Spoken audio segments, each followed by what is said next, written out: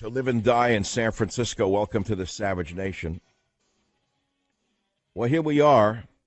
You know I'm going to talk about the book a little bit, but I'm also going to talk about a lot of other stuff a little bit, and a little bit of stuff a lot of bit. I want to thank first the Drudge Report. I know I shouldn't, but millions of you went on to the Drudge Report. Millions. I'm not making it up. Millions. And linked on to the book, God, Faith, and Reason. Doesn't mean you bought it, but you linked on it and read the article about it. I want to thank Matt Drudge for providing this opportunity on the #1 site in the world. And while I'm saying thank you, I want to thank Cumulus Media Networks. I want to thank Westwood One. I know this is odd for me. I never thank enough people. I really don't. For giving me this platform, this microphone, permitting me to be the vehicle of a message. Let's put it to you that way, whatever you want to say. You know, I was reading an article, half of over 65s take at least 5 drugs a day. I take none. Thank God, knock wood. None. None. Go to the doctor, stand there shaking naked in the paper apron. He comes in, looks at the wall, looks at the chart, doesn't look at you. You know, modern medicine, that kind of thing. Shivering in the room. And he says, "Now what medications are you on?" I say, "None." And the head snaps, "What? But you're over the..." I said, "I don't take any." Now, I've lived on vitamins since I'm like 30. Because I had severe migraines as a child. I learned how to cure my migraines by going on George Osawa's macrobiotic diet. I know it doesn't match the stereotype of Michael Savage, but I was into macrobiotics many decades ago. And I discovered that sugar, and particularly sucrose, triggers my migraines.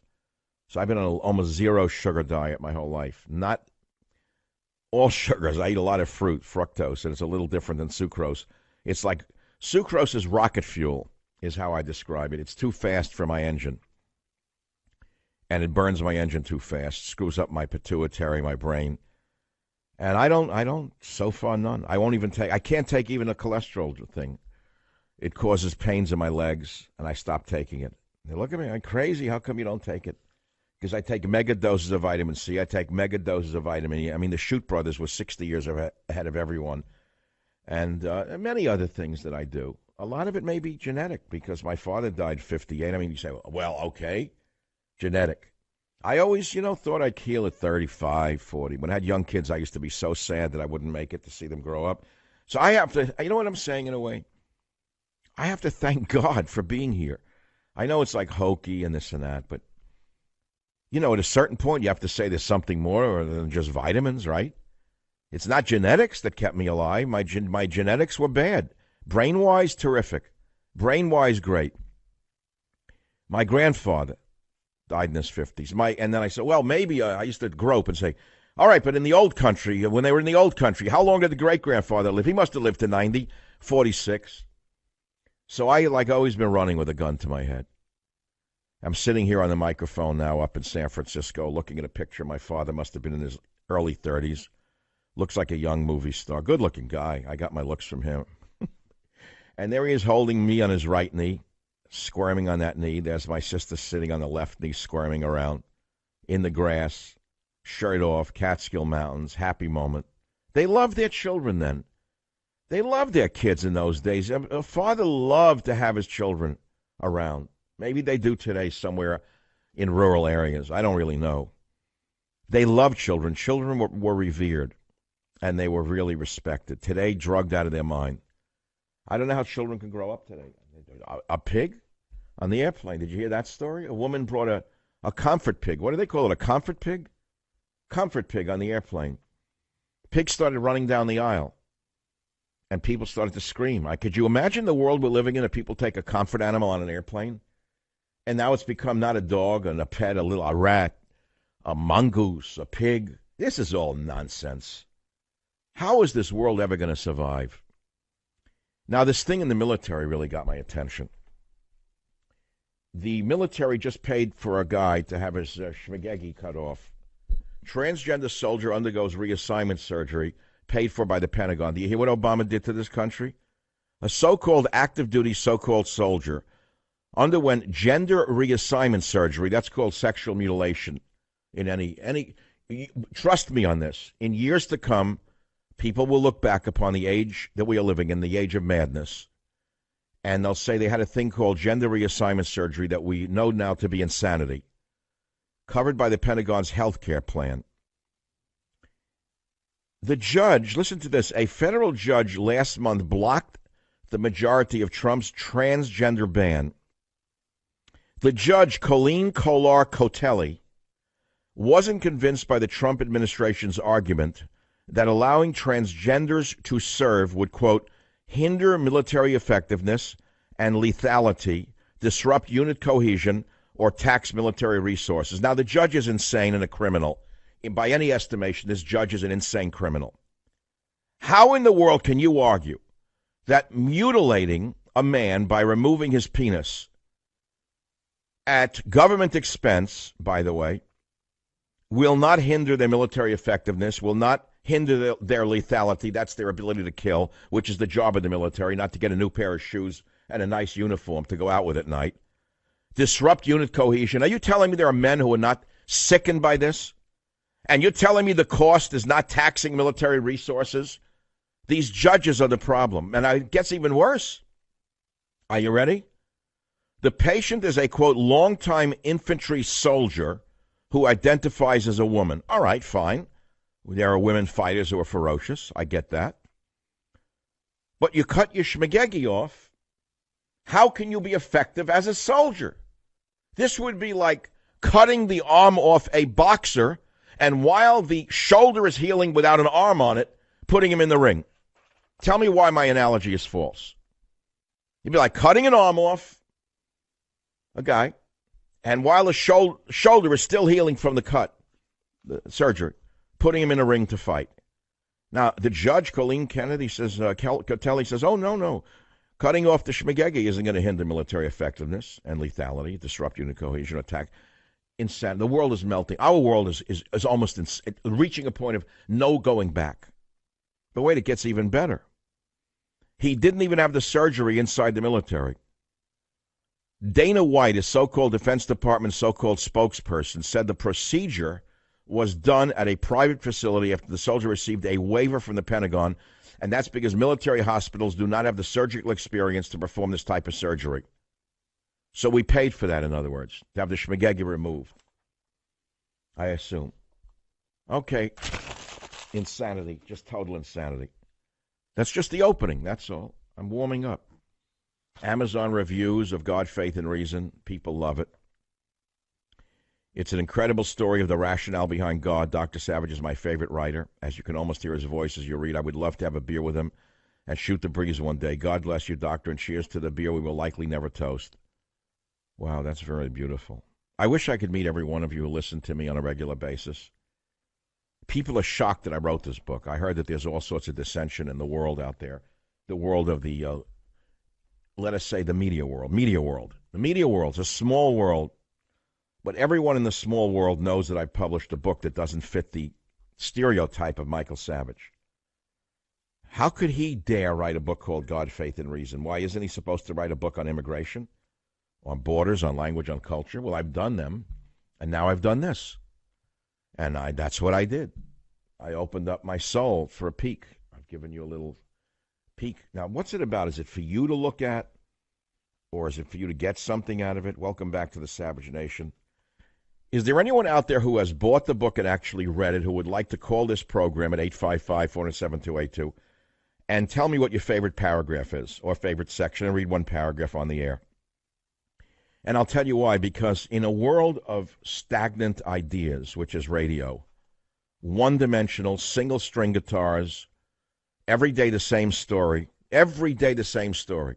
Politicians no good, indict this one, prosecute that one. It sounds like listening to a radio show in Nazi Germany. J'accuse, everyone's no good. Left and right, everyone's no good.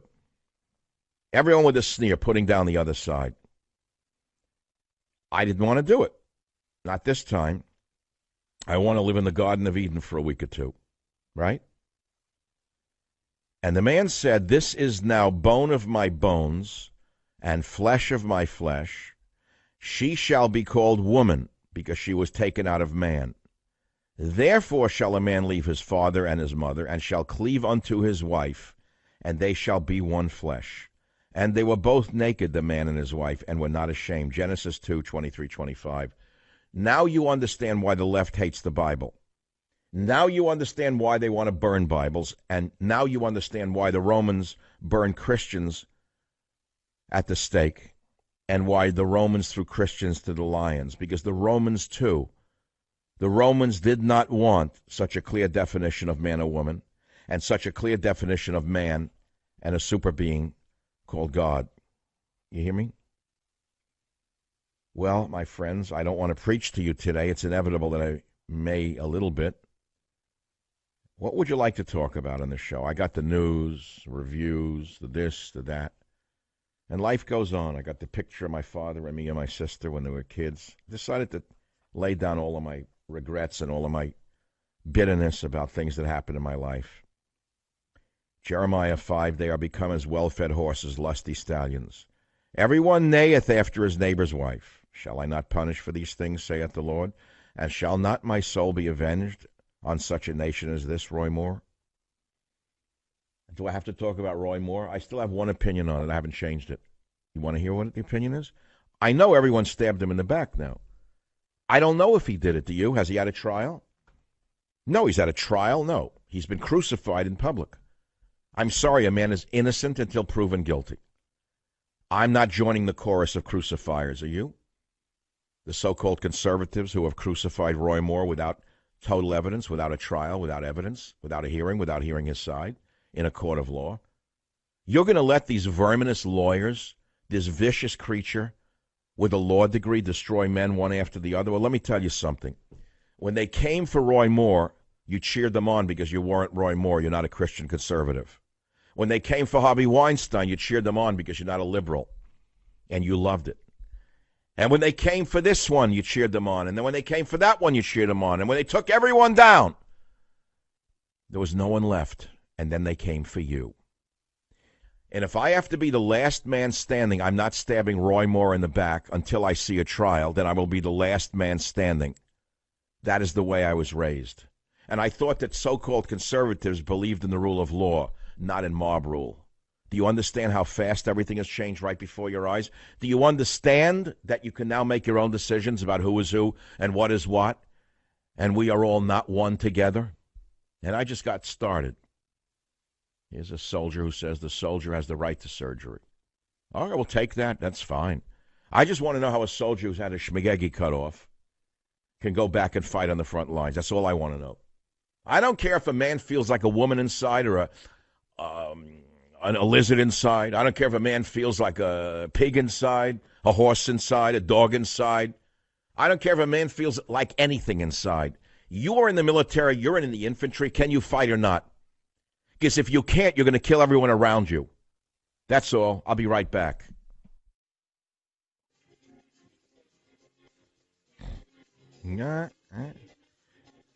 What do you do when a nation's going insane? Tell me what you do. First, they took the Ten Commandments down out of schools. I mean, when I was a kid, I saw them on the wall. I went to a regular public school in New York. You looked at it. No one thought it was a bad thing. The Ten Commandments, don't do this, don't lie, don't cheat, don't steal, don't kill. What the hell was wrong with that? At least you knew what was right and wrong. It didn't mean everyone lived up to it, obviously. But at least you knew right from wrong, a red light from a green light. Now, nothing. Now reaches a point now. He feels like a woman. Cut the schmagegi off, and he's still he's John Wayne in the military. How can a guy who has a schmagegi removed in surgery be an effective infantry soldier? Tell me. I want to know how. WFNC in North Carolina. Mr. Storm, how can that work? Please explain it to those of us who don't understand. Well, I mean, you get the surgery done, and then you recover, and then you go back into the field. Simple as that. All right. How long does it take to recover from having your schmagegi cut off surgically? I don't know, probably several months, maybe. Oh, no, it's several years, Storm. Have you ever had a splinter in your finger? You know how long that takes to heal? Yeah, it's like maybe about a week. Mm-hmm. Have you ever had, let's say, a serious cut in your leg? No. Well, I think if you did, you would understand that healing takes much longer than a couple of months, especially when you have your genitals cut off. Right. Now, I see your point there.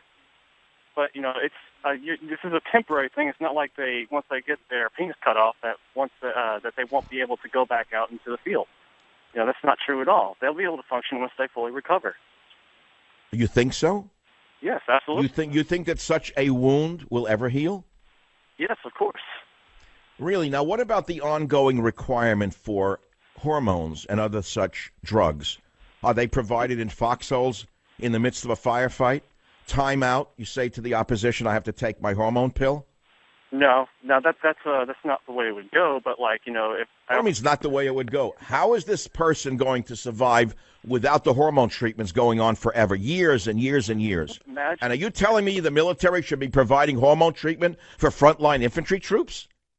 Of course, if they get the treatment done, if they get the surgery done, then they have to have the surgery. I mean, they have to have the hormones. Otherwise, I understand they have to have. That's just my point. They have to have the pills. Yes, So you're telling me on the front lines in the middle of a firefight, instead of worrying about surviving and killing the enemy and making sure his unit members, the other guys in the unit, are not shot at, he should be worrying about his hormone pills?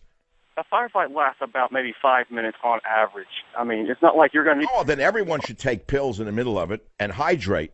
Make sure everyone has a water bottle and they can hydrate so the enemies don't wear them out and get them run down. Crazy. Justification is madness. I'm sorry I had to. All right, the president's speaking. He's back now from Asia. He had tons of dim sum. Let's tune in for a minute. Let's hear it. Proud and confident America. Today I want to update the American people on the tremendous success of this trip and the progress we've made to advance American security and prosperity. We'll get the gist of it later. We'll get the gist of it later. What progress? What deals were done? Who made a dime off this trip? Did anyone out there get a job out of the deal? Nothing? Did we get anything out of it? I want to know, did he really get something for us? Well, tune in again. Let's see. Spread of the murderous terror group ISIS and years of unfair trade practices. All right, so no, we can get it later. We get the gist of it later on a report. Here in the West Coast, that old global warming is acting up again, right on time. Right on time, just before Thanksgiving, the Sierra Mountains may get 4 feet of snow, and a flash flood is hitting the North Bay of San Francisco. That's all. We got an atmospheric river hitting us. It's called the Pineapple Express. It's warm air coming in from the Pacific. I can't wait. I mean, I understand Al Gore's nowhere to be seen. He's like, there's animals that hibernate every time the news is bad. He's hiding now that we're getting snow just before Thanksgiving. Jerry Brown, the liar, is nowhere to be seen. I think he's somewhere with the Pope talking about global warming. Jerry, come on home. It's about to snow in the Sierra. Put down your cudgel for a minute, Jerry, and go enjoy the snow. Take a drink now and again, Jerry. I used to love going to the Sierra this time of year. I used to pray for snow before Thanksgiving. We'd go up there. We'd rent a little place, a little thing with some Mexican family we knew. Honestly, they ran this thing. And I loved it. I mean, the Currier and Ives imagery, hot coffee in the morning, lots of red wine at night. Gorgeous snowshoes during the day. I can't wait to see that snow and the flash flood. Let's go back to the president, see if he's come to the specifics yet. With every action, I would put the best interests of the American people first. Over the past 10 months, traveling across the globe and meeting with world leaders, that is exactly what I have done. Okay, stop. Where is the old Trump? I want the old Trump. I want the fire and brimstone Trump you couldn't predict what he was going to say. This is like canned heat now. This speech was written for him. Let's hear it again. I want to make sure I'm right. Territory and ideological support. And I urge the leaders to drive out the terrorists and extremists. They will. They'll do the best they can, but they're too strong right now. This is nothing new. The Muslims were always on a rampage in Mindanao. I mean, I remember when I was a plant collector in the South Seas, I had a friend. He was Chinese. He was an ethnobotanist, and he warned me, be very careful when you go to the southern Philippine Islands to collect plants, because the Muslim pirates will stop your canoe when you're in one of the out islands, and they'll rob you of everything you have. And I said, what am I supposed to do? He said, just give them everything, and they won't hurt you. Those days are over. Now they just kill you or hold you for ransom. So what's new under the sun? How are you going to snuff out 9th century fools that take their Bible literally and justify raping, murdering, killing in the name of religion? How are you going to stop them? Tell me. Oh, I see, by catering to transgenders in the military. That's right. That's going to stop it. That's going to stop ISIS on the front lines. Time out for the hormone shots. Do you understand where I'm coming from, the pastiche of what I'm doing? Let's hear the president. Just values we hold so dear. In Rome, Sicily, Hamburg, and Paris, I strengthened our friendships with key allies to promote our shared interests of security. All right, I'm glad. Okay. In September, at the United Nations General Assembly in New York, I urge that the nations of the world join in confronting rogue regimes that threaten humanity. He's right, but I can't help. Stop for 1 minute. Yes, he's right. I can't help confront rogue regimes. That's not my job. That's the job of who? The military. The job of the military is to confront rogue regimes and kill them. That's their job, not my job. And you're not going to kill them by catering to transgenders with reassignment surgery. In plain, simple English. What do you want from me? Now they're allowing in mentally ill, too, to the military. Did you hear that one? Yeah. Now they want criminals, mentally ill. Look at this. Anthony on WABC Line 4. Anthony, what'd you say about mentally ill? The Army is changing their policy. Now they're letting in mentally ill people with bipolar. They're recruiting people that they call cutters. So if they like to cut themselves because they enjoy the pain of that. Yeah, well, they can go on the front lines with ISIS and try out the cutting. ISIS would like to cut their throats. It doesn't make any sense. If they like the pain of cutting, let them just throw themselves in front of ISIS. They'll get a nice pain. Yeah, exactly. But look, Anthony, let me tell you what keeps me going in mad times. It's what's kept me going my whole life, which is a kind of gallows sense of humor. I've got to laugh at it all. Otherwise, I'll really go under. And worse than that, I'll start sounding like everyone else in talk radio, talking about how great America really is and how wonderful everything is. I'm not going to do that. I know you want a free book, right? Sure. Why not? Okay, name it and you gain it. What's the title of my book? The whole title. The whole title is... Okay, let's go back to the president now on the Savage Nation. Hear what he said. And reciprocal trade. Okay, Fair now I want to hear this. And reciprocal trade. This is so good. Important. These two words, fairness and reciprocity, so what have you done? Are an open invitation to every country that seeks to do business with the United States. Good. And they are a firm warning to every country that cheats, breaks the rules, and engages in economic aggression like they've been doing in the past, especially in the recent past. Good. That is why we Did you slap tariffs on China yet? An $800 billion a we year know trade this, but what did you do with other nations? I want to know, did you hit Z with tariffs or not? We are going to start whittling that down, and as fast as possible. How? Specifics. With these goals, it was my profound honor to travel on this journey as your representative. Got it. Let's come back when he gives me a specific. That's all. I heard this during the campaign, and that's why I pushed so hard for him and wrote Trump's War, which became a #1 New York Times bestseller, which I'll rub it in a little bit more, all of you who hate me. No TV, #1 New York Times bestseller. How did that happen? Because my audience is very loyal to me. That's how. I know it's something you don't understand, but I have a very loyal audience. We're connected somehow. He promised that he would do something. This is why we worked for him. I want to see tariffs on Chinese goods. That's something. You hit him with a 10, 20% tariff on some of the goods, and you might save American industries. But just giving words, I'm sorry, what actually was done? You think Z is going to do anything unless he's pressured? No, that's not the Chinese. That's not the way of China. If you study the way of China, you'll find that it's the Lao Tzu, right? No, it's Sun Tzu, not Lao Tzu. Sun Tzu, The Art of War. And trade is a form of war without firing bullets. It's just firing products. It's stealing entire factories from us under Bill Clinton. It's transporting entire factories from America's heartland to China so they can start their industries and now overtake us. That's what it is. That's the art of war. And they've been conducting economic war and invasion through immigration. They've been doing it for many decades, President Trump. And I appreciate the fact that you're even willing to discuss it. But I'm afraid that unless there are specifics that are applied to China in the form of tariffs, nothing is going to change. They will continue to outtrade us. One more touch, then we'll come back to callers on everything. We remembered the incredible sacrifices and courage of all of the veterans whose service has preserved our liberty and a way of life that is very special. Right. That's right. We also thanked military families for their support, for our brave servicemen and women. I'm not trying to be disrespectful. It's just there's only so much. See, I treat things in the world as you would if you're listening to me on the radio. I mean, you could hear it, and then up to a point, that's all. It's like all hail Caesar. There's only so much. I mean, there goes the Hanukkah party. There goes Thanksgiving. There goes the Christmas party.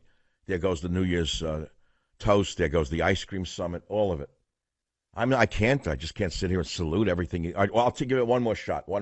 Let's have a shot. United to achieve the goal of denuclearized North Korea. Okay, it's enough. I can't. My brain's freezing. I'm getting a freeze job. My brain just froze up on me like Hillary Clinton's face during a speech. I can't do anything about denuclearizing North Korea. What do you want me to do about it? I'm the average person out here.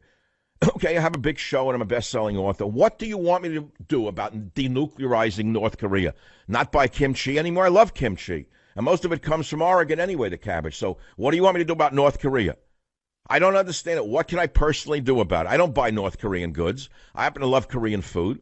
But I suspect the Korean restaurant I go to in San Francisco also hates North Korea and Kim Jong mentally ill.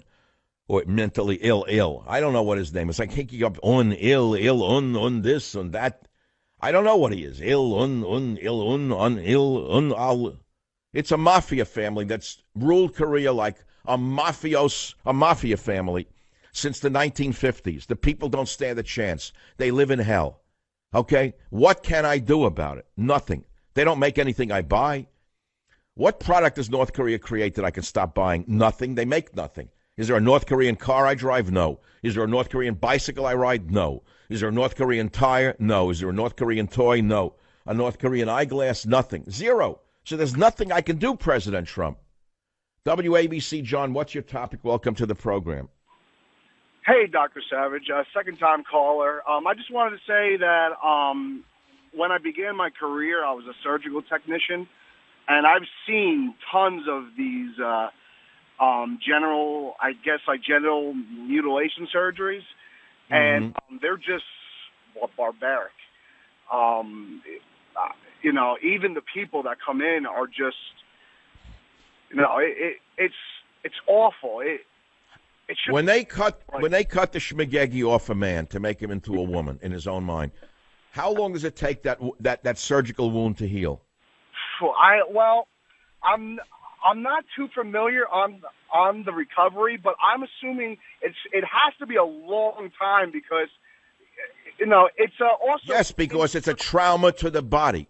It's a serious trauma to the body. It's removing not only the external genitalia, but also the internal genitalia. Everyone in surgery knows this is not days, not weeks, not months, but years. Not only years of costly recovery from such mutilation, but also the hormones that are necessary to make that person still feel like a woman in front of a mirror. How can you tell me that does not destroy group cohesion and still permits them to fight on the front lines? It's insanity to believe so.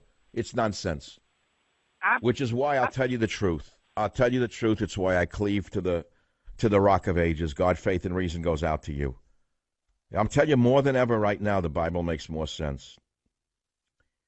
Jeremiah, my favorite guy, Jeremiah was a prophet. There was a song once called Jeremiah Was a Prophet. So in my book, on page 146, I have a biblical quote on the left in old-time lettering. For of old time I have broken thy yoke and burst thy bands, and thou saidst, I will not transgress.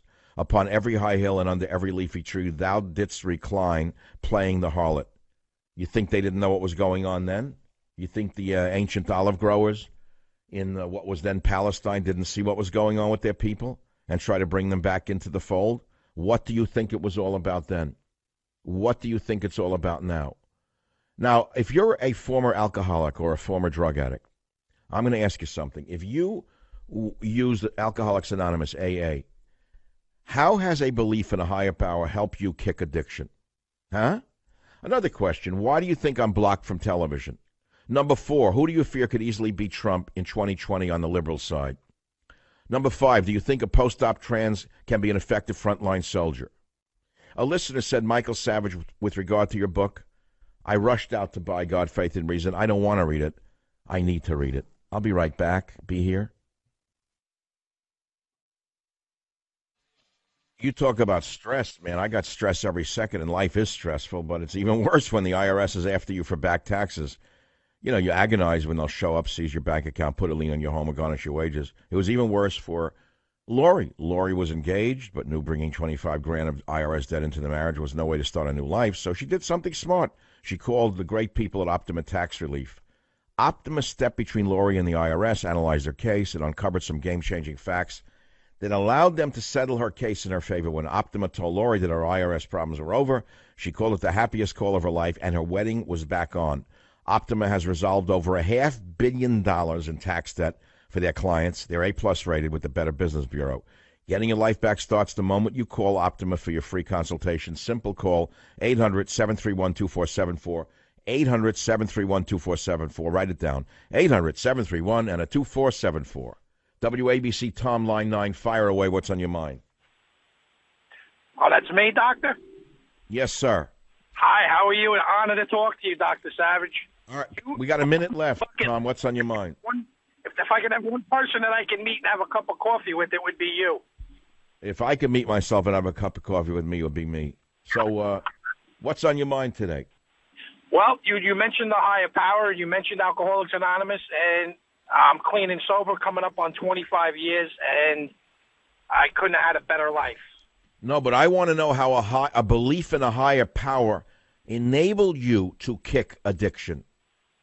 Well, I had no beliefs prior to going to Alcoholics Anonymous, and I had found my higher power in Alcoholics Anonymous. Well, what is this higher power? Is it God that they refer to, or what is the higher power? To me, I choose to call it God. Okay, hold on now.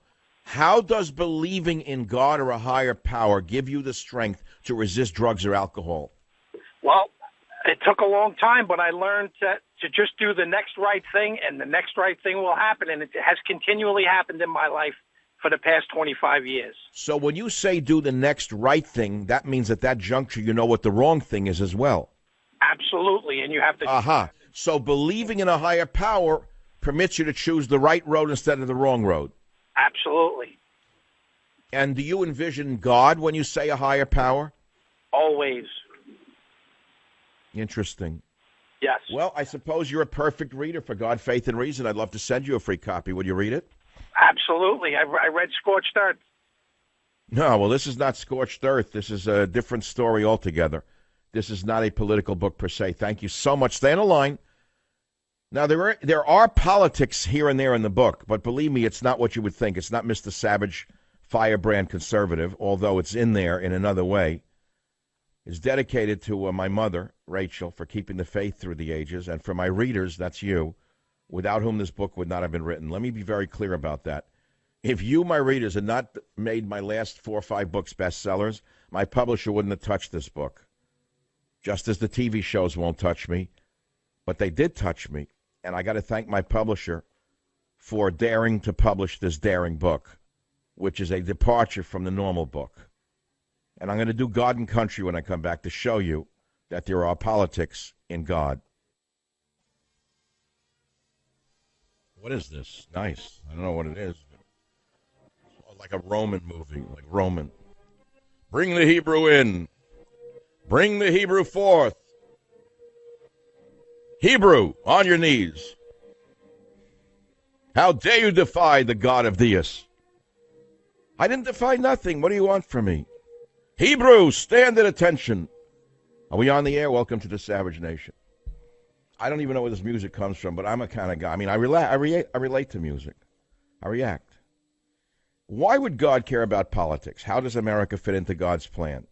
How did God help build and raise up America? How has turning away from God led to national decline? These are questions I actually answer in God, Faith, and Reason, because there was a little room here for reality. And then I quote some biblical stuff. I like the sprinkler. Is anyone out there? You must have bought it. I know we sold like a lot of thousands already. Anyone read the book yet? I mean, open it up and see the biblical quotes. Do you like that little technique, the design, where I trick people into reading the Old Testament as they're reading my Testament, the Savage Testament? They're reading the Old Testament. Let me ask you something. I read one thing from Isaiah, all of you cynics out there who hate the Bible, hate God, hate religion, hate Christians, hate churches. Here is what Isaiah wrote thousands of years ago. How is the faithful city become a harlot? She that was full of justice, righteousness, lodged in her, but now murderers. Okay, that doesn't apply? How about when Isaiah wrote this? Thy silver is become dross, thy wine mixed with water. Thy princes are rebellious, and companions of thieves. Everyone loveth bribes, and followeth after rewards. They judge not the fatherless, nor doth the cause of the widow come unto them, meaning there's no justice, there's no compassion. It was then as now. I like the Old Testament in that regard. I like this one from Isaiah. The vile person shall be no more called liberal. I didn't make that one up. That's in the Bible. Thy vile person shall be no more called liberal. The vile person will speak villainy, and his heart will work iniquity. Anyway, it sounds preachy, I get it. But we're near that time. And I talk about Burning Man. I talk about the new Marrano Jews. What's a Marrano Jew? I'll tell you another time. So the devoutly religious actors in Hollywood are like the Marrano Jews, I write. They hide their faith to keep their jobs, to keep from being banished from Hollywood society. If they said they believed in God, the degenerates would call them KKK members, Nazis, deplorables, and run them out of town. And, of course, the good, tolerant liberals would gang up on those Christians. See, it is in the book a little bit about Hollywood, how you have to hide your religion. And I explain how they are like the Marrano Jews in Spain. The Marrano Jews lived during the Inquisition when the Catholics were killing anyone who didn't follow their way. You have to, by the way, as a diversion here, you have to know that what the fanatical Muslims are doing, those who have not evolved, are very much like what the Christians did in the Middle Ages. And I say they were very much like the radical Muslims today in the Middle Ages. Yes, there is precedent for what the radical Muslims are doing today. Notice the emphasis on radical. Either you believed in what the Catholics believed in, or they killed you. They let you convert, but if you didn't, they burned you at the stake or had you drawn and quartered. They were similar to ISIS. That's historical reality. So the Marranos converted to Christianity outwardly to avoid being killed, but secretly they practiced their Judaism in the basements of their houses. That is why, to this day, there are so many Catholics who look Jewish. That's not a joke, by the way. That is why, to this day, there are so many Catholics who look Jewish. You'll find the same thing in Sicily. Why do so many Jews eat Italian food? That's an old joke, but it's because a lot of Italians have Jewish ancestry. It's well known here in San Francisco that different regions of Italy have people with different origins, and there is a region of Italy where the people are very well known for their financial intelligence. Many Genovese Italians descend from Jewish people who converted to Christianity. It's a fact. A while back, I visited a synagogue in St. Thomas in the Virgin Islands. I heard that there was a sand floor, but I didn't know why until I went there. The woman there told me they had sand on the floor to remind them that they couldn't practice their Judaism in Spain, from whence they'd fled. So they put sand on the floor to absorb the sound of their chanting in Hebrew in their houses, in the basement. When I walked onto that sand floor in St. Thomas, I was in communion with people who had been oppressed, tortured, or murdered for their beliefs. It made me feel something I hadn't felt before. That's all in God, Faith, and Reason. So it's an extraordinary book in many ways. You have to understand it's got depth, and I go in places I don't think you'd expect, and I hope that you'll pick up a copy and browse it in a bookstore, peruse it rather. Now back to the issues of the day. I love when I get away from the issues of the day. And where do you want me to go right now? I know where I want to go. I was on the Alex Jones show yesterday on InfoWars, and in the midst of it, he asked me about why has the left turned on Hillary Clinton. I thought that was an interesting political question, and I answered it as follows in clip 2 on the Savage Nation. It's a game. It's a shell game.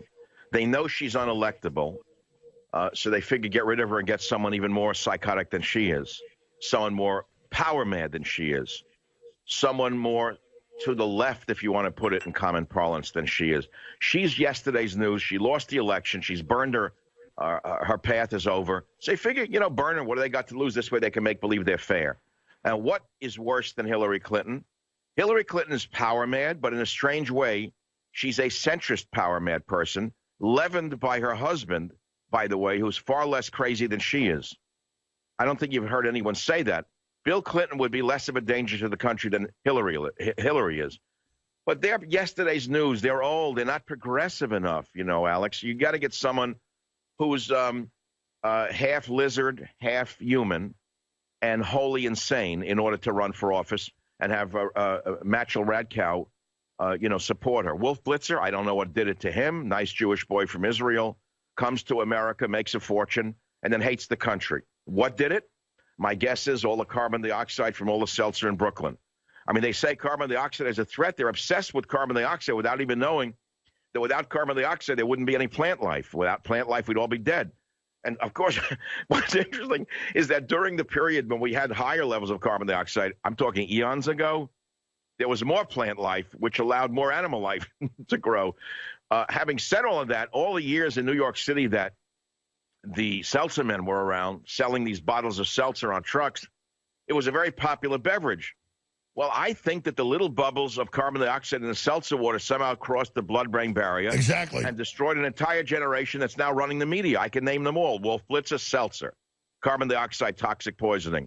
Shall I name all of those who must have been OD'd on seltzer as children as they sat around the tables discussing Karl Marx and Engels for breakfast and then were sent to camps in the Poconos, the red diaper doper baby camps, where they could go to communist camps and sing the Communist Internationale? If you think I'm making this up, people don't know anything about the history of the New York Liberal. I know everything about it because I ran from them. That's good. I like that piece. It could be little bubbles, little bubbles. It could be the carbon dioxide from the seltzer crossed the blood-brain barrier, damaged their brains, and combine that with communism in the camps. Presto, now you have the American media, especially the MSNBC and CNN crowd.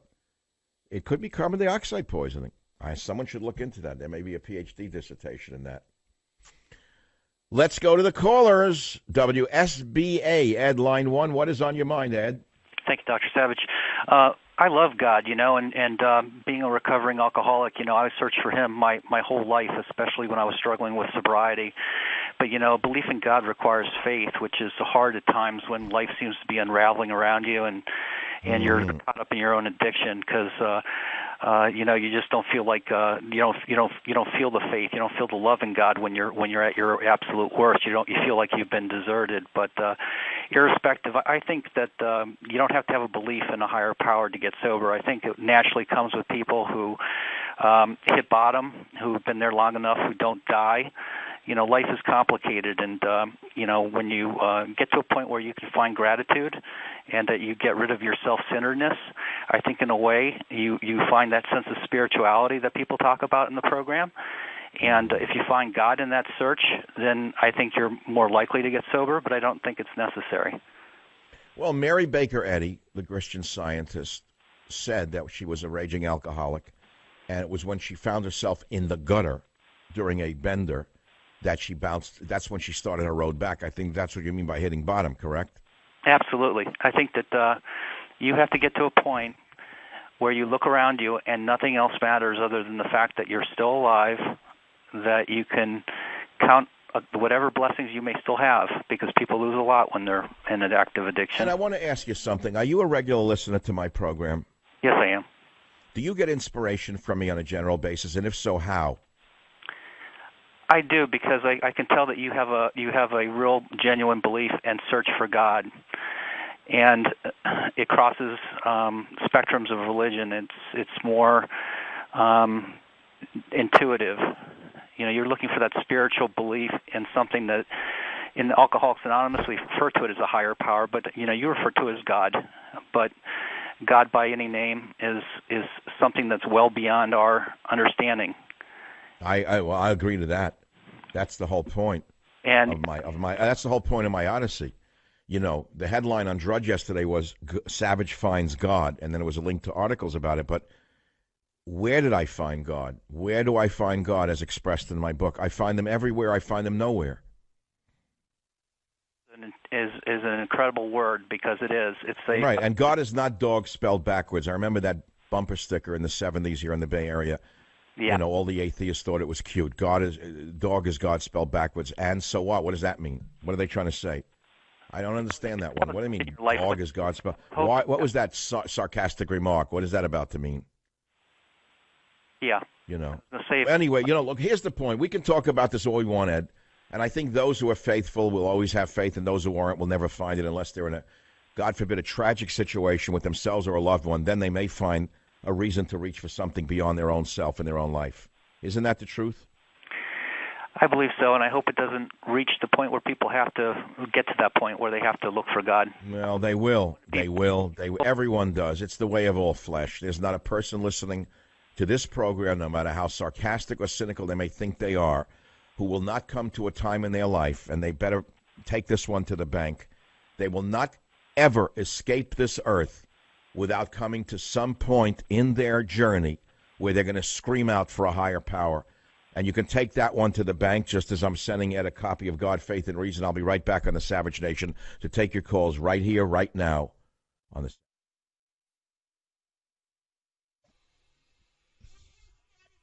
Okay, stop. Here's one of the most psychotic women in the history of politics, a lowlife of the lowest, of the highest order, of no intellect whatsoever. All she does is chant Impeach 45, and now listen to this. For that, she was granted the Glamour Woman of the Year award. If this strikes you as bizarre, it isn't bizarre in America, in an America that has been stolen by the psychotic left. I inquired about the National Book Award. Now, the National Book Award was established in 1950. It was given to great writers in the past: William Faulkner, Bernard Malamud, Philip Roth, John Updike, Norman Mailer, Saul Bellow, Flannery O'Connor. And then something happened. Suddenly the National Book Awards were stolen by the same sick mentality that has taken over, for example, the Glamour Awards, or taken over the pundits on MSNBC. I don't care if they're liberals, but these are not rational liberals. These are haters who use hate as their weapon of choice. Who are the judges? Who are the judges? Have you seen who they're giving the National Book Award to these days? Do I have to tell you who is selected? They chose an actress no one ever heard of, a nobody, to be the lead spokesperson at this year's National Book Award. An actress no one ever heard of, whose only claim to fame is that she apparently hates men. That was enough to become the spokesman for the National Book Awards. And take a guess who gets the National Book Award in virtually all the categories of fiction, poetry, young people's literature. Do I have to tell you who gets those awards? Do I have to spell it out for you? No, I don't. The universities have been destroyed. The academy has been wrecked. Every aspect of our culture has been taken over during the long march to destroy this nation. I don't need the National Book Award. I mean, I've written 25, 30 books. I can't keep up the count. The one I've written now, God, Faith, and Reason, is an absolute stunning book that shouldn't get the National Book Award. It should get a Nobel Prize. Do I expect it? No. And how would it change my life? It wouldn't. I probably wouldn't even go to Sweden. I'd pull a Bob Dylan. What do I need it for? Well, I'm going to get some Cronin. I'm going to see a nation that's given up its national identity. Sweden? There is no Sweden anymore. Nobel Prize? Money created by the man who invented dynamite? Mr. Nobel, the inventor who created dynamite, the Dynamite Prize. I call the Nobel Prize the Dynamite Prize. That's what I want now? That's what I need? Nah. What do you really need at the end of the day? You need your health and your brains. That's all you need. And that's fortunate enough. And now on to the callers on the Savage Nation. Kristen on KVOR, line 4. Where are you, in Las Vegas, Kristen? No, I'm in North Glen, Colorado. How are you? Oh, great. Right. So what's your call about? Hurry up fast, quick. Yeah, so, I'm a recovering alcoholic, and people would tell me, just have faith. And I didn't know what that meant. I didn't grow up like that. So I kind of expressed my trouble, and somebody put it to me like this. They said, you can't start out with faith. You got to start out with belief before you can get to faith.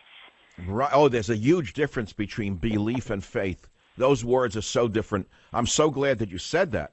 And through belief, you go to faith, and from faith, you go to reason, you go to God. Is that it? Yes, it is. Well, all right, look, you should write your own book. You should write your own book. But, Kristen, this is a great call. I don't have the time, but I want to talk about belief and faith when I come back. Huge difference. Back in a minute, sending you a copy of God, Faith, and Reason on the Savage Nation.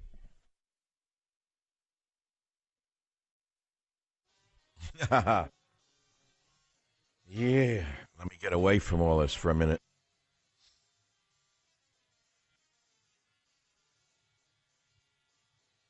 Visa lottery program. Thank you, Obama. Obama is the gift that keeps on giving, doesn't he? Couldn't get enough of him. Anyway, we're picking up the pieces. I want to talk about something else for a minute.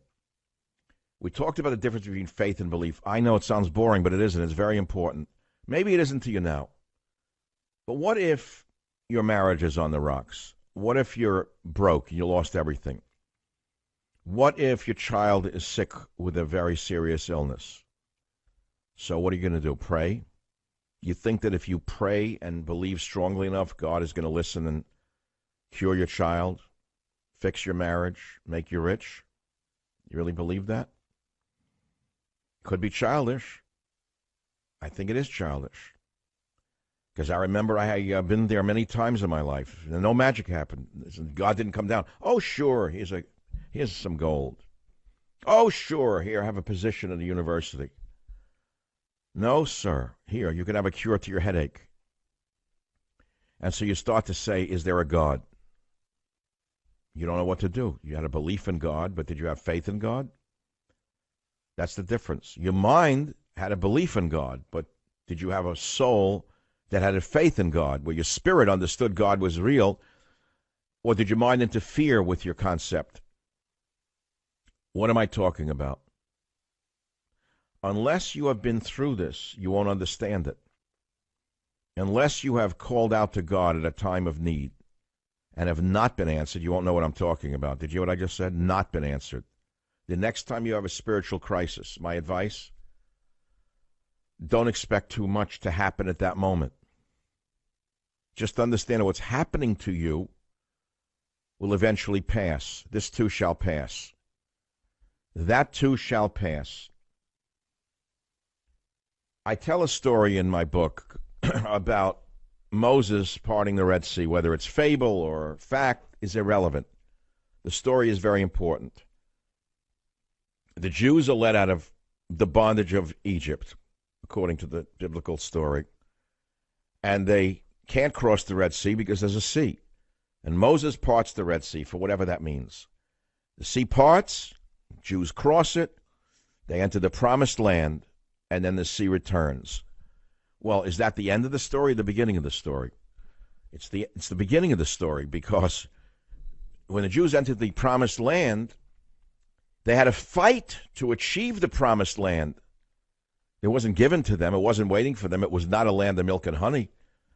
And that's exactly what I'm trying to tell you with your own life. It's one thing to have the Red Sea parted for you with, let us say, a break coming your way that you've been praying for or hoping for or wishing for. It's another thing to know what to deal with that, how to deal with that break, what to do with that break. How to cross the Red Sea is one thing, but you can't sit back on a recliner and have a beer for the rest of your life. Then you have to work. When I went through my crisis, one of them, many of them, I told you, because of the social cancer of affirmative action, the social cancer that decided to target white males who were educated, intelligent, and able, and pushed them out of their desired professions. The social cancer destroyed many men. It did not destroy me. I'm very lucky. I found out that I'm tougher than that. I thought I would crack. I thought I'd break. I had 2 young children. I worked my guts out to get the union ticket. And then they said, drop dead, white man. We have to make room for people who are different than you. I said, what are you talking about? I'm an immigrant son. I remember being at Berkeley. I remember they had a seminar, National Science Foundation Fellowships for Women. I was a young PhD. They wouldn't give me one. I said, what is wrong with you? What do you mean women? How can you give fellowships only for women? Why don't you give it to someone who's done excellent work? They laughed at me, these creeps from the NSF. Boy, I wish Trump had made me the head of the NSF. I didn't ask for it, but I wish he did. I would have cleaned house like you can't believe. We'd have real science back in America instead of the stupidity that passes for science. But nevertheless, I didn't know what to do because the doors had all closed in my face. I did everything right. Doors closed in my face. Didn't know what I was going to do next. Well, I remember one night I went out on the deck, and I was living in Fairfax, California, in a little house on a hill. Alienated, isolated, cut off from reality. The people there were mean. A lot of potheads. Just awful place. Awful place. I mistook it for something country-like and beautiful and accepting. It was just a town without pity. And so I went out on the deck one night and I prayed. I almost shook the mountains with my prayer. I mean, I have a good voice. I must have shouted where the valley resonated with my voice. Did the Red Sea part? No. No, it did not part. But somehow that prayer itself, all I said to God was, please give me a chance to prove my worth. Well, I don't know how it happened. I don't know when, and years later, I told you I sent out 450 or 500 demo tapes to radio stations across America. I bought a list of program directors, and 5 stations returned. I never thought it would happen. I recorded it, in a studio in Sausalito, and I made a fake radio show for 3-4 minutes. I had friends call in like they were callers. I had to create that. I had to make up a show and send it out to 400 program directors, and 5 said, hey, you're really good. Would you like to try out on our station? Then I took an overnight job on KSFO. Then I was invited on it was an overnight on KGO. Then I was given a full-time on KSFO, and the rest is history. Here I am almost a quarter of a century later. I can't believe I'm even telling you this story, but I have to fight every day. I'm in the promised land, am I not? Every day I have to fight to stay on the air. Do you know that or don't you know that? Do you know that we live and die by a single show? Did you know that? We live and die by a single word. Did you know that? We live and die by a single book. Did you know that? I mean, there are authors who were once well-known in this field who are unknown right now. They can't sell a book. Their advances have gone down. No one will read them. They are like the silent movie stars who didn't know how to change with the times. They kept hacking the same garbage. The same story that was hot in 94 is dead now. You can't write a book on immigration, illegal immigration, expect anyone to buy it. Everyone's heard the story before. I give you 10 topics that you shouldn't talk about on a radio because everyone's heard it before. Okay, the pulse of a dying frog on the side of a road is stronger than the listenership to those old stories that you're hearing. I'm telling you right now how it's going.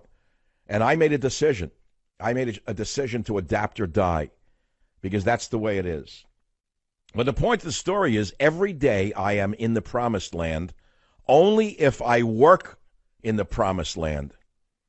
And along these lines, I will tell you the story about amongst the longest-lived people on earth. There was an article that came out yesterday.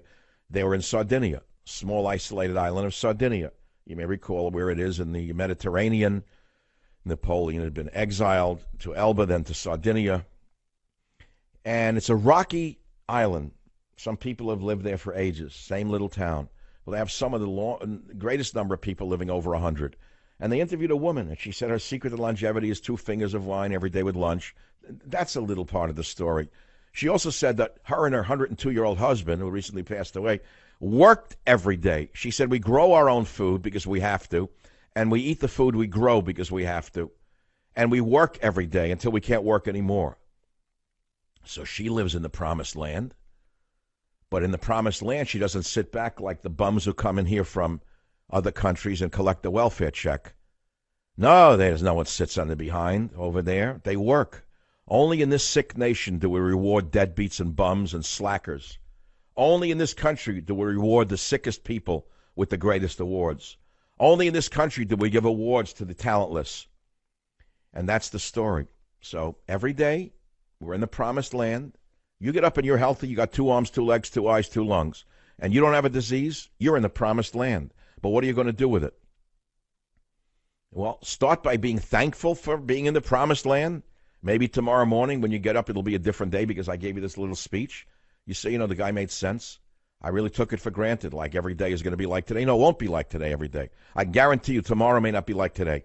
I guarantee you tomorrow, one day you're going to wake up, it's not going to be like today. One day you're not going to be a healthy guy looking at yourself in the mirror. One day you're not going to be able to do that run. You're not going to be able to do those push-ups. And when that day comes, what are you going to do? I don't know. You'll have to figure it out then. It's that simple. I'm not leading you to a religion. I don't want you to convert to anything. My book is more about inspiration and about faith than it is about leading you to a house of worship. And by the way, those of you who go to a house of worship, boy, do I respect you. I think you're the greatest. You have a congregation of like-minded souls. You have a community. You have friends. You have order. You have dignity. You have ritual. That's fantastic. That's the purpose of the house of worship, whether it be Jewish, Christian, or others. That is the beauty of it.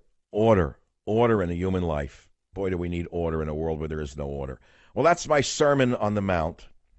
You can call this one Entering the Promised Land is Not Living in the Promised Land, because I think that's the title of it. And just remember what I said to you, please. Those of you who are doubting Thomases and Thomasettes, who don't believe in anybody or anything, you think everyone's full of you know what? I said something to you at the beginning of this little homily, or soliloquy, if you will, if you wish.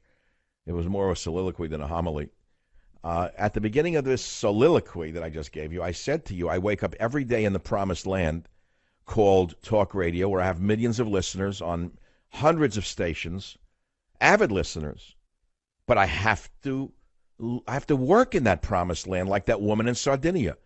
I have to work the hard land to keep my audience. It doesn't just come to me. I got two guys that I see on my Skype screen who work very hard.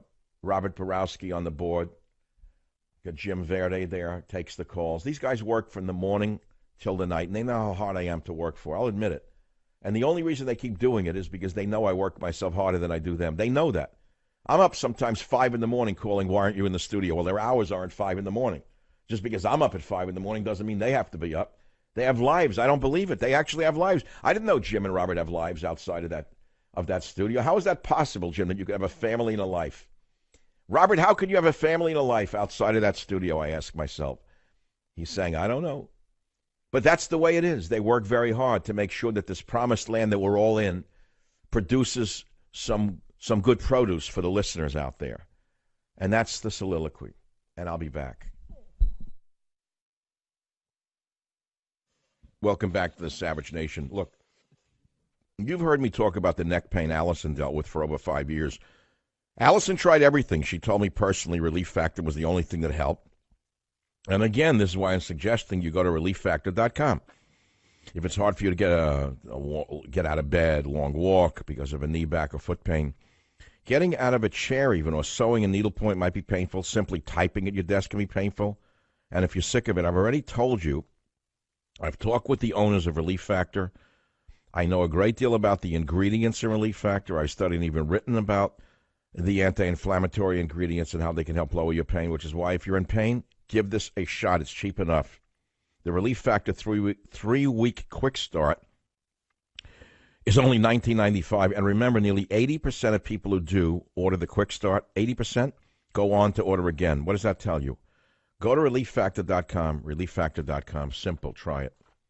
Joe on WGOW in Tennessee, line 8. You'll have the last word at this time. Go ahead, please. Yes, Michael. Thank you for taking my call. I'm a U.S. Army veteran, combat veteran, and if it wasn't for my faith in God, I don't think I would ever be able to survive combat and have the belief of my men to pull me through it. I want to ask you something. In the military of today, are you allowed to express your belief in God anymore, or have they beaten that out of the military? Well, when I was in, yes, Michael, I had the opportunity of believing in anything I wanted to. Mine was of the Christian religion. I didn't follow God, but they really didn't get anybody on that. In 2007, when I got out, as far as now, I have no idea, sir. Now they may make you worship chicken feathers on the front lines, may pray to a stone. With what Obama's done to the military, I think only a resurgence of faith in God can save this country, and more particularly the military. You look back at any war in the past, the men prayed before they went into battle. They prayed before they went into battle. That is the way it is, Joe. That is why I'm sending you God, Faith, and Reason. I want to conclude this section right now with a thought. Listen to me. The next time you find yourself in a crisis in your life, I'm going to give you some advice. Don't attach to it one way or the other. Only by not knowing what's going to happen can you come through it. Just release yourself. Do not try to get God to act for you. He may not. Just know and have the faith that whoever's happening to you at that time will not disappear, be lost, will be forgotten. In the long term, with time, that crisis that you are going through will become a strength for you. And why you went through that crisis will be made clear to you. It's all I can say to you. It's that simple. I remember going through the crisis. I hope to God I never have to go through it again. It was the most difficult thing. I don't want to talk about it even. I don't even want to talk about the pain that people suffer when they're full of doubt. I remember finding solace in many things, and I found it in words. I remember reading in a book, a self-help book at the time, that crisis in the Chinese language, there is no word for crisis. There's a word in Chinese, the Chinese equivalent of crisis is difficult opportunity. I remember playing with that for weeks and months in my head, that I'm not in a crisis. I'm not in a crisis. It's a difficult opportunity. And I kept changing it to an opportune difficulty. Opportune difficulty, difficult opportunity. And eventually I saw opportunity in my difficulty. And what I'm saying to you is you can do the same thing. And all of these little nuggets, if you want to call them that, are in God, faith, and reason. They're there. It's my story, my quest. If it can be of any value to people, that is why I put this book out there. Quite simple, isn't it? It's that simple. If my questions and my answers can help you in some way to answer your questions, then I will have done my job. I'm not trying to lead you anywhere. I'm trying to have you understand that only by not knowing God can you know God. Did you hear me? Did you hear what I just said? Not knowing God is knowing God.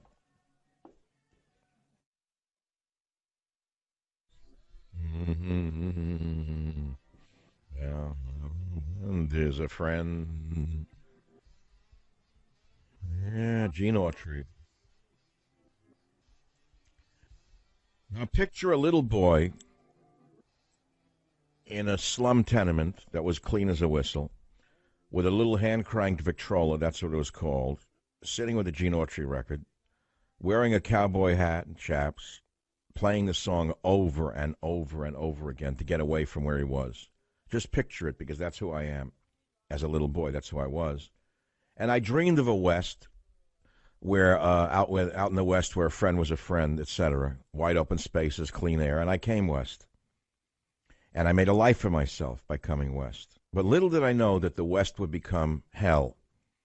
Little did I know that the area, the region that was so open and so beautiful for me would one day become the leader of insanity, disassociation, madness, murder, mayhem, filth. Little did I know that the area, the West, that I love so much, especially here the western coast of California, would become the leader in mental pollution. Eyeless and Gaza was nothing compared to what this is.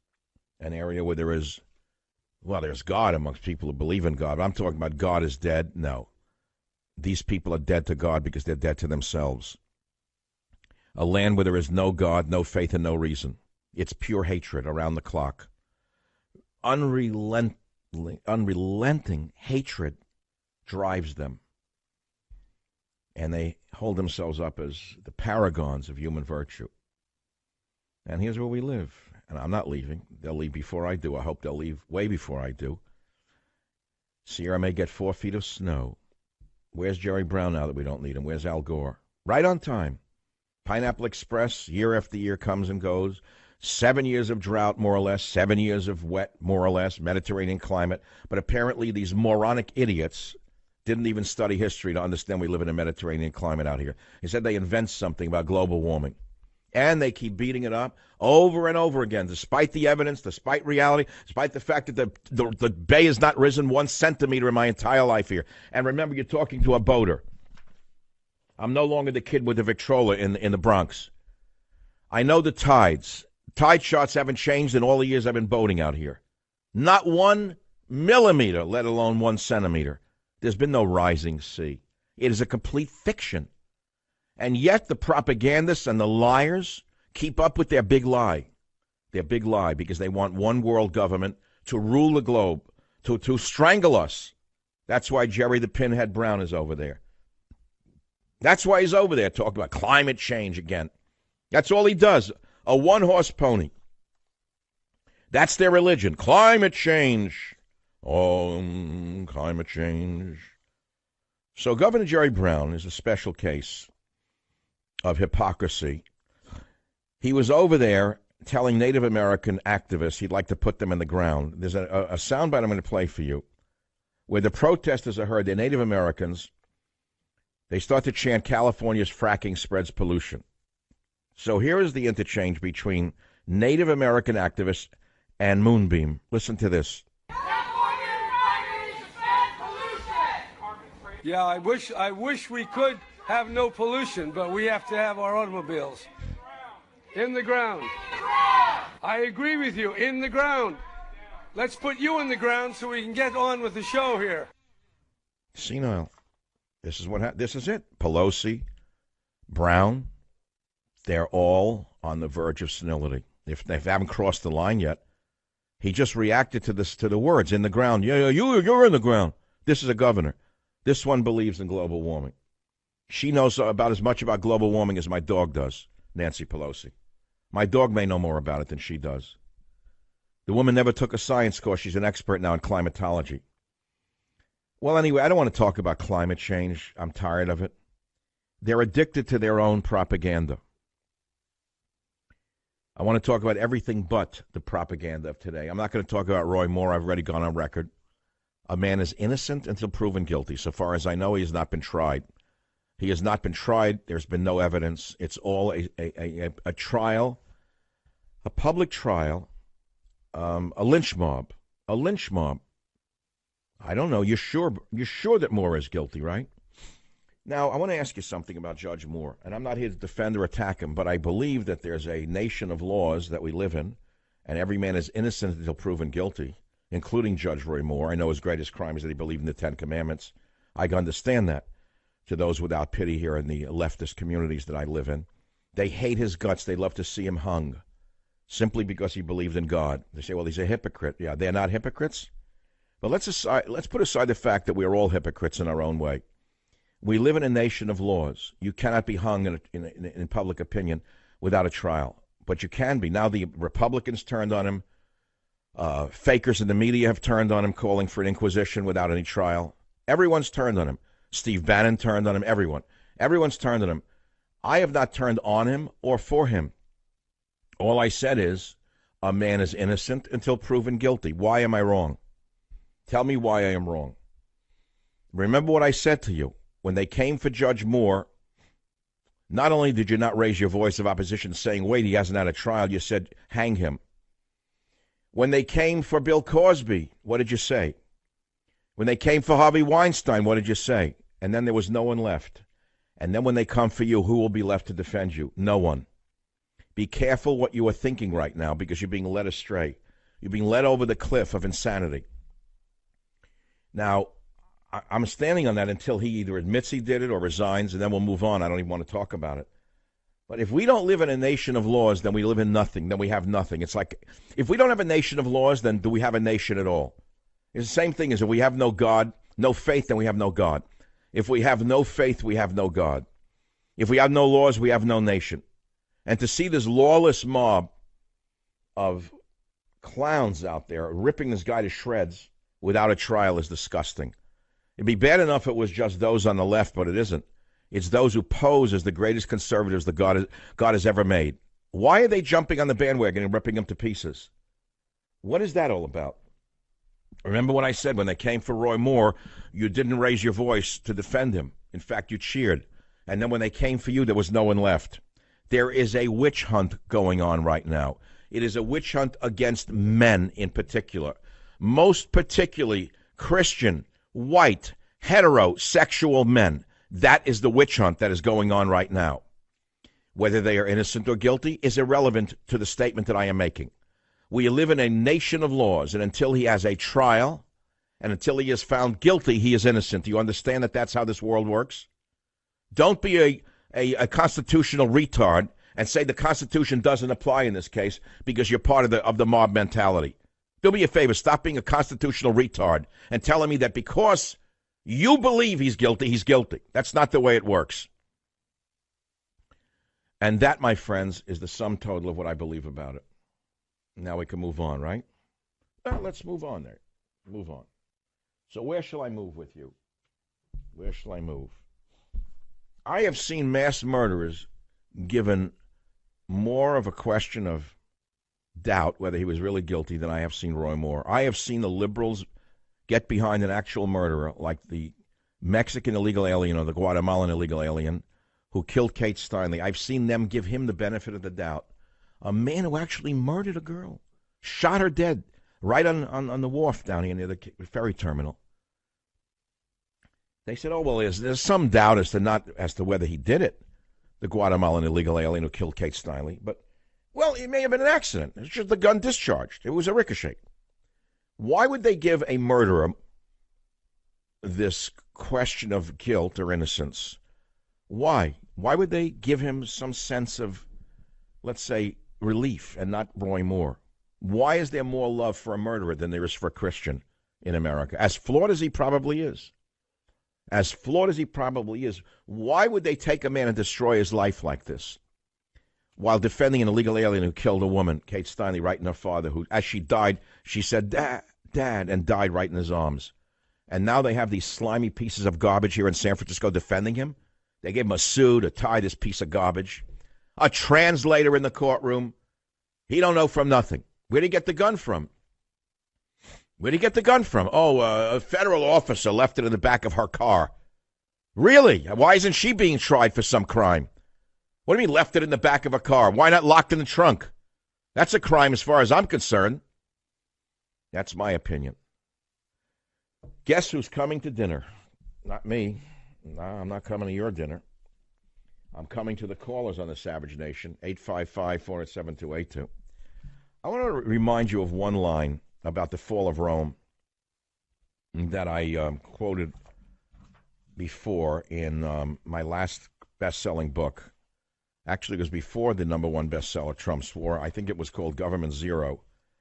I quoted a writer. Oh, if I could only put my hands on it. You know, you can't always find it. I have the book that I found it in. Here it is. Nope. No, here it isn't. The book comes from The Fall of Rome by Brian Ward Perkins and the End of Civilization. And I believe the quote was something along the lines of, oh, here it is. It was from the French scholar André Pijagnol, who wrote the following. He was talking about the destruction of Rome. And he said this, Roman civilization did not pass peacefully away. It was assassinated. Right now, the illegitimate progressives are assassinating America. Time for a break. It is. What is it? What am I going to say? It is. You thought I was going to say the Savage Nation. You're right. It is the Savage Nation. It is the Savage Nation. Not long ago, I got off the telephone with a cousin who told me for the first time that it was he who had closed my father's eyes, removed his wedding and other rings, taken the cash out of the safe and bundled it up for my mother and so on. I didn't know anything about that. At the time, I was living away from home. It was a quiet Saturday afternoon here in California, and I was just thinking about the few relatives I have left on the earth and how my cousin had always been my favorite. I had forgotten that although he had graduated college and was quite brilliant, perhaps smarter than I, he had gone into his father's store in the antiques market where my father also had a store. In any case, one word led to another. And he said, don't you remember? It was I who found your father. I said, no, tell me the circumstances, which he did. I said, how did you know he was dead? He said, well, he had a little Italian guy working for him in the stand named Tony. It was a busy Sunday, the kind of Sunday you wanted. People were teeming in and out of the market. The streets were full. Everywhere, everyone was buying. Tony came out, his face looked white, and he said, your uncle, your uncle. My cousin continued, I went in there and your father was slumped on the floor. I said, what do you mean slumped? He was lying down? He said, no. He was sitting down in the back of the store, the little stall in the store, with his back to the wall and his head to the side. I went in and his face was blue and his lips were blue and his head was to the side. I dashed out to my father in the midst of the store, and I said, Dad, Uncle Benny is dead. He said, what? What do you mean? What are you crazy? No, I said, his face is blue. My cousin said, my father didn't even want to go in there and look.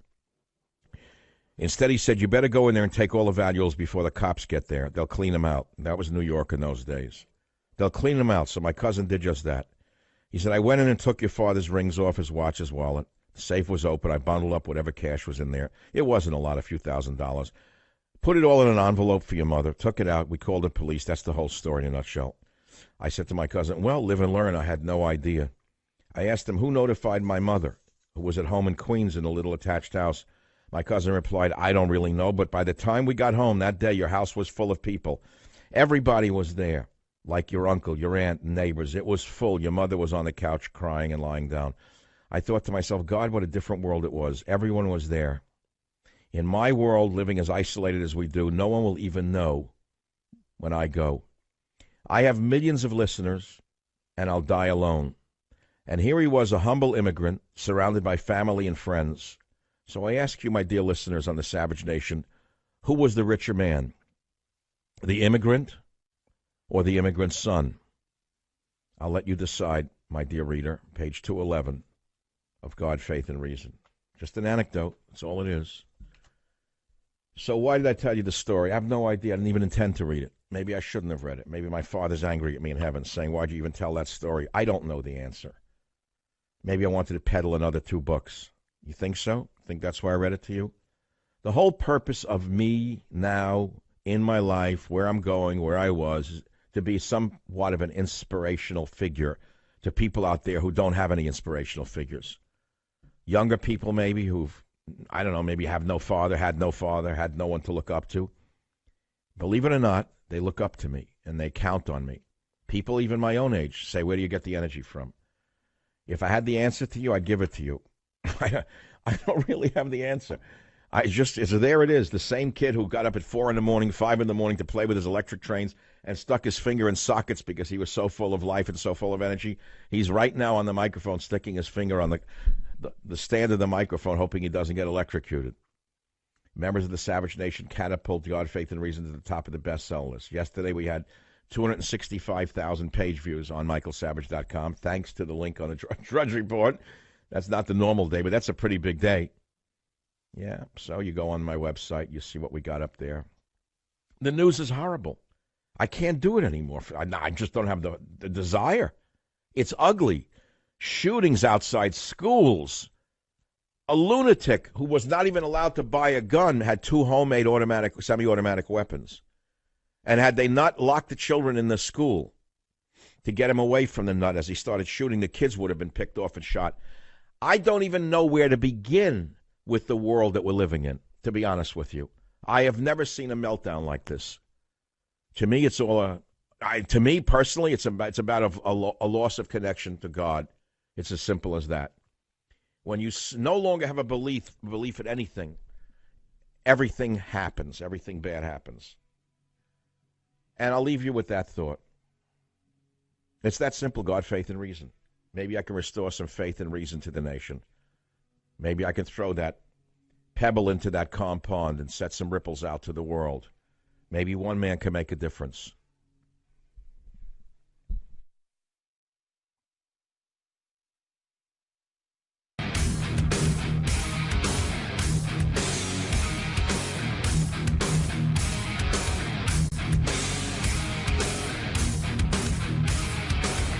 World of stagnant ideas, which is radio, one-dimensional, single-string guitars, every day the same story,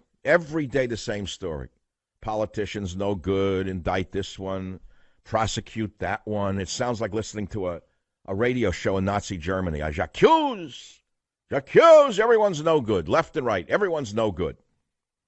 Everyone with a sneer, putting down the other side. I didn't want to do it. Not this time. I want to live in the Garden of Eden for a week or two, right? And the man said, this is now bone of my bones and flesh of my flesh. She shall be called woman, because she was taken out of man. Therefore shall a man leave his father and his mother, and shall cleave unto his wife, and they shall be one flesh. And they were both naked, the man and his wife, and were not ashamed. Genesis 2:23-25. Now you understand why the left hates the Bible. Now you understand why they want to burn Bibles, and now you understand why the Romans burned Christians at the stake, and why the Romans threw Christians to the lions, because the Romans, too, the Romans did not want such a clear definition of man or woman, and such a clear definition of man and a super being called God. You hear me? Why would God care about politics? How does America fit into God's plan? How did God help build and raise up America? How has turning away from God led to national decline? These are questions I actually answer in God, Faith, and Reason, because there was a little room here for reality. And then I quote some biblical stuff. I like the sprinkler. Is anyone out there? You must have bought it. I know we sold like a lot of thousands already. Anyone read the book yet? I mean, open it up and see the biblical quotes. Do you like that little technique, the design, where I trick people into reading the Old Testament as they're reading my Testament, the Savage Testament, they're reading the Old Testament? Let me ask you something. I read one thing from Isaiah, all of you cynics out there who hate the Bible, hate God, hate religion, hate Christians, hate churches. Here is what Isaiah wrote thousands of years ago. How is the faithful city become a harlot? She that was full of justice, righteousness, lodged in her, but now murderers. Okay, that doesn't apply? How about when Isaiah wrote this? Thy silver is become dross, thy wine mixed with water. Thy princes are rebellious, and companions of thieves. Everyone loveth bribes, and followeth after rewards. They judge not the fatherless, nor doth the cause of the widow come unto them, meaning there's no justice, there's no compassion. It was then as now. I like the Old Testament in that regard. I like this one from Isaiah. The vile person shall be no more called liberal. I didn't make that one up. That's in the Bible. Thy vile person shall be no more called liberal. The vile person will speak villainy, and his heart will work iniquity. Anyway, it sounds preachy, I get it. But we're near we're near that time. And I talk about Burning Man. I talk about the new Marrano Jews. What's a Marrano Jew? I'll tell you another time. So the devoutly religious actors in Hollywood are like the Marrano Jews, I write. They hide their faith to keep their jobs, to keep from being banished from Hollywood society. If they said they believed in God, the degenerates would call them KKK members, Nazis, deplorables, and run them out of town. And, of course, the good, tolerant liberals would gang up on those Christians. See, it is in the book a little bit about Hollywood, how you have to hide your religion. And I explain how they are like the Marrano Jews in Spain. The Marrano Jews lived during the Inquisition when the Catholics were killing anyone who didn't follow their way. You have to, by the way, as a diversion here, you have to know that what the fanatical Muslims are doing, those who have not evolved, are very much like what the Christians did in the Middle Ages. And I say they were very much like the radical Muslims today in the Middle Ages. Yes, there is precedent for what the radical Muslims are doing today. Notice the emphasis on radical. Either you believed in what the Catholics believed in, or they killed you. They let you convert, but if you didn't, they burned you at the stake or had you drawn and quartered. They were similar to ISIS. That's historical reality. So the Marranos converted to Christianity outwardly to avoid being killed. But secretly, they practiced their Judaism in the basements of their houses. That is why, to this day, there are so many Catholics who look Jewish. That's not a joke, by the way. That is why, to this day, there are so many Catholics who look Jewish. You'll find the same thing in Sicily. Why do so many Jews eat Italian food? That's an old joke, but it's because a lot of Italians have Jewish ancestry. It's well known here in San Francisco that different regions of Italy have people with different origins, and there is a region of Italy where the people are very well known for their financial intelligence. Many Genovese Italians descend from Jewish people who converted to Christianity. In fact, a while back, I visited a synagogue in St. Thomas in the Virgin Islands. I heard that there was a sand floor, but I didn't know why until I went there. The woman there told me they had sand on the floor to remind them that they couldn't practice their Judaism in Spain, from whence they'd fled. So they put sand on the floor to absorb the sound of their chanting in Hebrew in their houses, in the basement. When I walked onto that sand floor in St. Thomas, I was in communion with people who had been oppressed, tortured, or murdered for their beliefs. It made me feel something I hadn't felt before. That's all in God, Faith, and Reason. So it's an extraordinary book in many ways. You have to understand it's got depth, and I go in places I don't think you'd expect, and I hope that you'll pick up a copy and browse it in a bookstore, peruse it rather. Now back to the issues of the day. I love when I get away from the issues of the day. Now, there are politics here and there in the book, but believe me, it's not what you would think. It's not Mr. Savage, firebrand conservative, although it's in there in another way. It's dedicated to my mother, Rachel, for keeping the faith through the ages, and for my readers, that's you, without whom this book would not have been written. Let me be very clear about that. If you, my readers, had not made my last 4 or 5 books bestsellers, my publisher wouldn't have touched this book. Just as the TV shows won't touch me, but they did touch me. And I got to thank my publisher for daring to publish this daring book, which is a departure from the normal book. I'm telling you, more than ever right now, the Bible makes more sense. Jeremiah, my favorite guy, Jeremiah was a prophet. There was a song once called Jeremiah Was a Prophet. So in my book, on page 146, I have a biblical quote on the left in old-time lettering. For of old time I have broken thy yoke and burst thy bands, and thou saidst, I will not transgress. Upon every high hill and under every leafy tree thou didst recline, playing the harlot. You think they didn't know what was going on then? You think the ancient olive growers in what was then Palestine didn't see what was going on with their people and try to bring them back into the fold? What do you think it was all about then? What do you think it's all about now? Now, if you're a former alcoholic or a former drug addict, I'm going to ask you something. If you use Alcoholics Anonymous, AA, how has a belief in a higher power helped you kick addiction? Huh? Here in the West Coast, that old global warming is acting up again, right on time. Right on time, just before Thanksgiving, the Sierra Mountains may get 4 feet of snow, and a flash flood is hitting the North Bay of San Francisco. That's all. We got an atmospheric river hitting us. It's called the Pineapple Express. It's warm air coming in from the Pacific. I can't wait. I mean, I understand Al Gore's nowhere to be seen. He's like, there's animals that hibernate every time the news is bad. He's hiding now that we're getting snow just before Thanksgiving. Jerry Brown, the liar, is nowhere to be seen. I think he's somewhere with the Pope talking about global warming. Jerry, come on home. It's about to snow in the Sierra. You know, put down your cudgel for a minute, Jerry, and go enjoy the snow. You know, take a drink now and again, Jerry. I used to love going to the Sierra this time. I used to pray for snow before Thanksgiving. We'd go up there. We'd rent a little place, a little thing with some Mexican family we knew. Honestly, they ran this thing.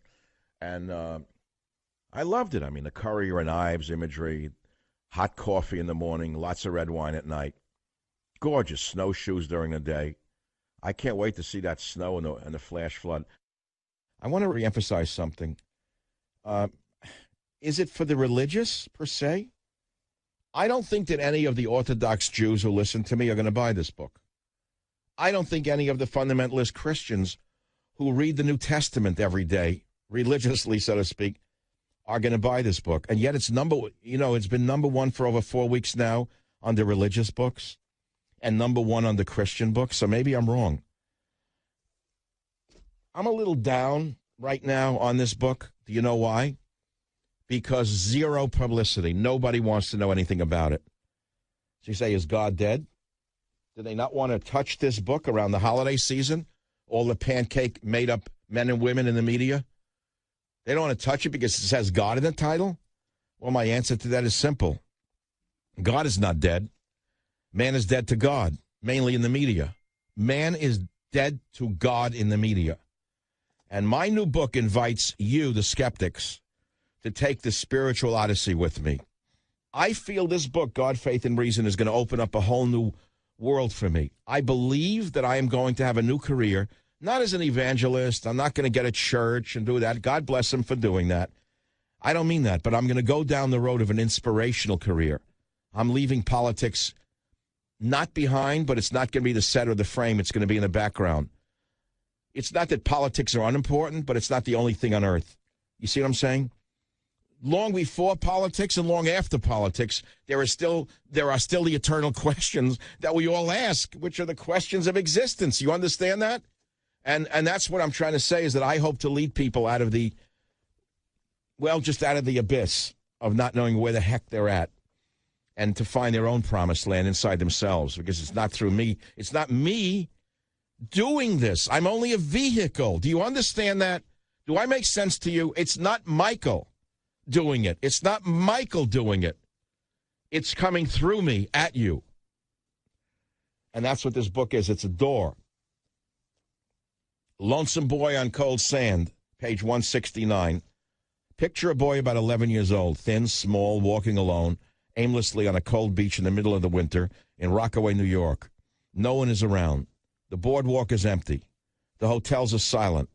What is the boy doing wandering almost like a bumblebee who'd been sprayed with Raid in the sand? I was that boy. You see, inside one of the hotels on that wintry day, there was a father and son Boy Scout dinner. It was on a Sunday, I believe, and I had attended it. But my father worked 7 days a week in his little store trying to put bread on the table, pay the rent, pay the car bills. So he wasn't with me. I was always alone. I had no father in that regard. He had to work, and I understood that. But it seemed to me that all the other boys had fathers with them, and they were happy at that dinner. It suddenly dawned on me in the middle of that dinner that I had no father. At least not when I needed him. I still remember almost running out of that room on my own, almost in a daze, and disappearing onto the sand, the cold sand, and walking by myself. I didn't know where I was going. I don't think I was going to walk into the ocean to kill myself, but I really don't know for sure what I was going to do. I don't know what was in the mind of that 11-year-old boy in the sand. But I do know that out of nowhere there came the scout leader and a few other men looking for me. I turned around, and there they were, those kind men. There was Mr. Aronson. He didn't yell at me. He didn't scream and demand, where were you? What are you doing? As my father would have done. He was a kind man, and he reached out to me and took me in his arm. And then he took me back into the dinner, and I felt that I had just been protected. In many ways, the story is a great metaphor for those of us who are wandering like lost souls, seeking our Father, or more importantly, our Father in heaven. I'll be right back. Join the Savage Nation. Call now, 855-400-SAVAGE, 855-400-7282. Savage. The Savage Nation is sponsored by Swiss America, the only company I trust with my financial future. Call 800-289-2646 or SwissAmerica.com.